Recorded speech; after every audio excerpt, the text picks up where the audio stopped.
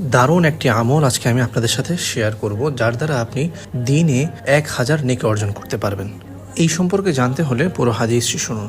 একবার সাহাবায়ে কেরাম রাদিয়াল্লাহু তাআলা আনহুম আজমাইনগণ রাসূলুল্লাহ সাল্লাল্লাহু আলাইহি ওয়াসাল্লামের নিকট উপস্থিত ছিলেন। তখন ওই মজলিসে রাসূলুল্লাহ সাল্লাল্লাহু আলাইহি ওয়াসাল্লাম সাহাবায়ে কেরামদেরকে উদ্দেশ্য করে জিজ্ঞেস করলেন যে, তোমাদের কেউ কি চায় যে সে দিনে 1000 নেকি অর্জন করুক?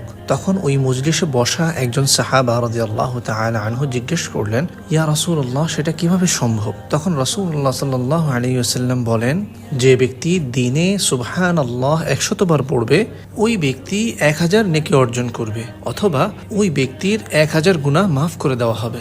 সুবহানাল্লাহ, কি দারুণ একটি হাদিস, তাই না? তো আমাদের কি করতে হবে? এই হাদিসের উপর আমল করতে হবে, আর এই হাদিস অন্যদের সাথেও শেয়ার করুন, যাতে করে তারা আমল করলে এর সওয়াব আপনিও পান। জাযাকুমুল্লাহ খাইর। আসসালামু আলাইকুম ওয়া রাহমাতুল্লাহি ওয়া বারাকাতুহু।